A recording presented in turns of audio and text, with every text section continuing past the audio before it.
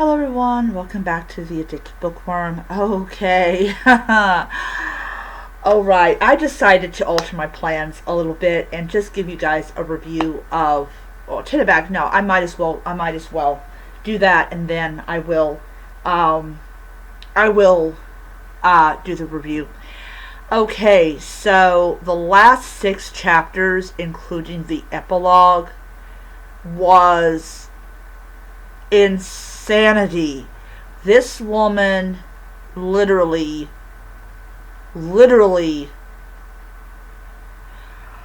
oh my god, this is probably good. I don't know quite yet what, what to make of the last 6 chapters. But you have Lexi, who has reached the end of her rope with this guy. This guy taunts her, he humiliated her, he kidnapped her friend, he did all sorts of stuff. So what does she decide to do to him? She decides that, guess what? She's going to treat him out. He's going to get exactly what's coming to him. And what she discovers is that the incantation that she used was for the wrong demon. It was actually not for Max. And so, in it, spoiler alert, Amanda dies in this book. So, basically what happens is she uses her rage, because now she's not going to have, her and her friend are not going to the bookstore anymore. They're not going to go to coffees anymore. They're not going to talk about their favorite authors anymore. This amount of rage, this is primal rage. This is rage that you will never, ever experience in your life. This is what happens when you shit yourself, when you piss yourself, when you crawl through a hole, when you get eaten by rats, when you find out things that you never knew, you've been played, you've been used, you've been abused, and then your friend is killed. And literally all of that rage was just there, and it got unleashed. And when she said this incantation, the ritual that she used to release Max from his contract with Dum Dum Guy, she had a feeling that as she said this incantation and the pits of hell opened up, and you could hear like the screaming and torment of men and women who had done bad stuff in their lives, and when they died, they were being punished for what they had done. She absorbed that power, and what ended up happening is Jacob lost everything. And what did she do to him? I ain't gonna go into details because it's graphic as. But she killed him. She killed him. He dead. He's dead.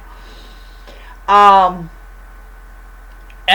literally, we find out. So there was a movie out called The Princess Bride, and there was basically this line, and it basically means we're going to chop you up in little bitty pieces. It was a G-rated version of what that means. And what does she do? She chops him up in little bitty pieces. And this man is up against a woman who is now in full control over the demon that he at one time had control over. And she worked him over. He oh man.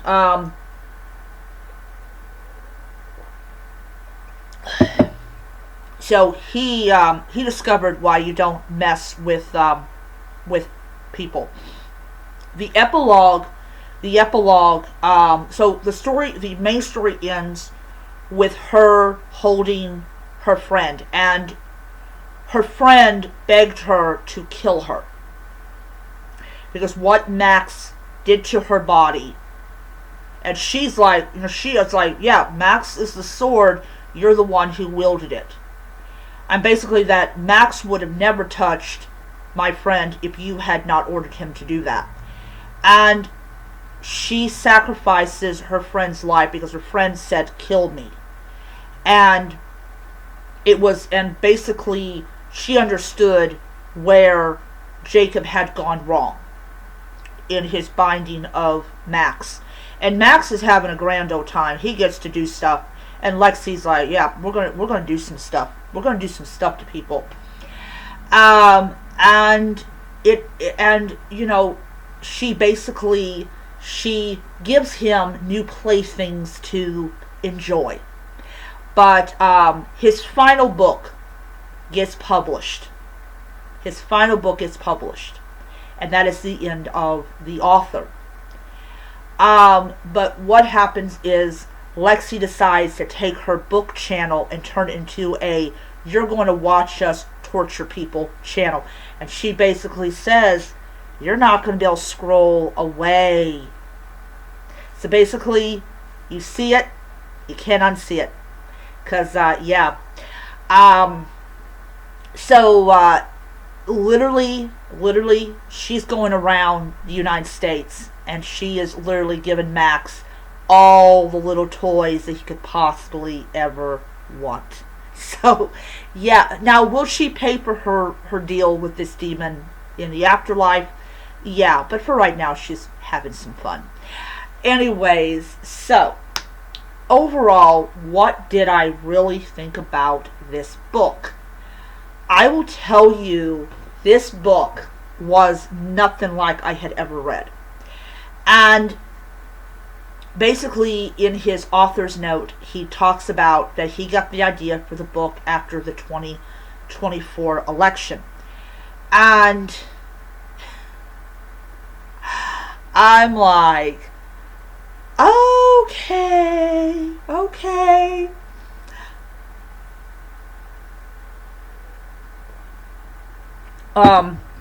And yeah.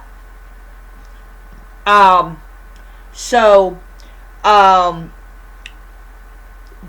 first of all, I did like the concept of the title about being about this young lady who has had a very, very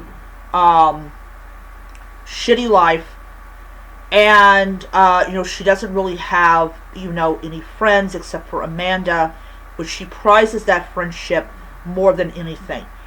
Also in the book, she talks about how she's had these urges to, rip people apart.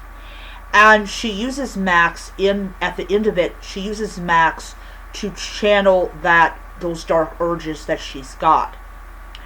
But the thing about it is that you watch this girl go and show how much of a fighter that she is.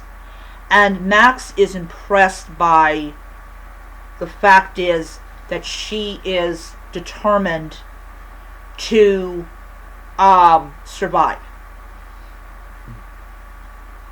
So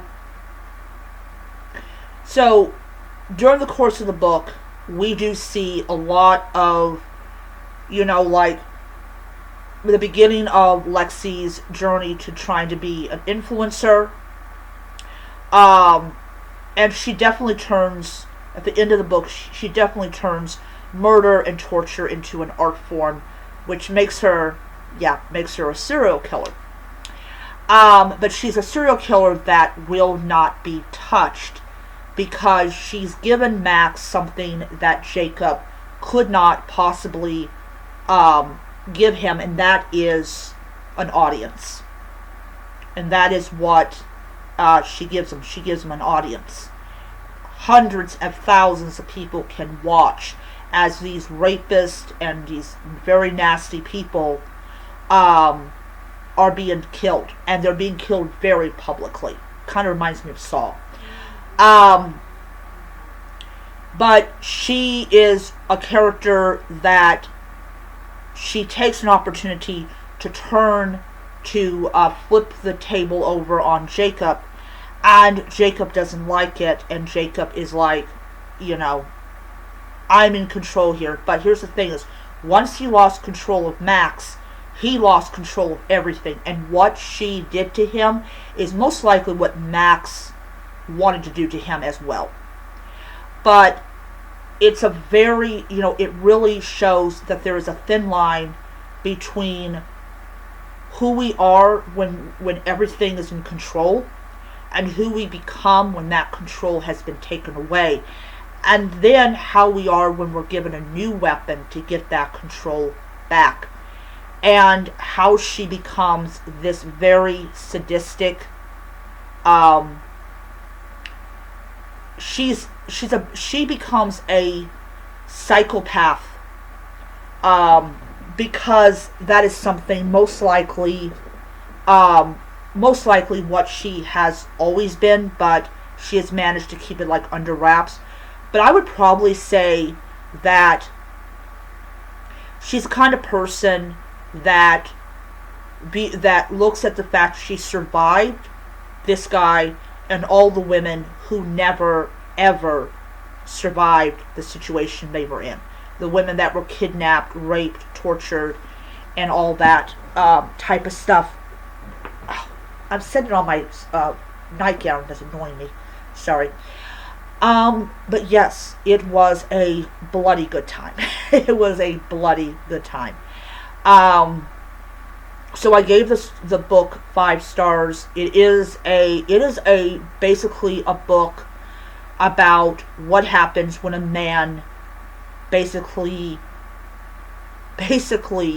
underestimates his prey, and how his prey can basically find a way to fight back. But I do love what's going to happen to poor Nick.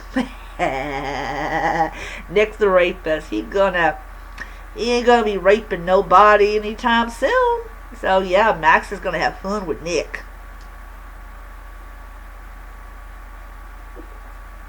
After all, of course, Nick's going to hell, so might as well start the process. Anyways, absolutely thought the book was definitely scary. I will be buying it as a physical edition and adding it to my horror collection.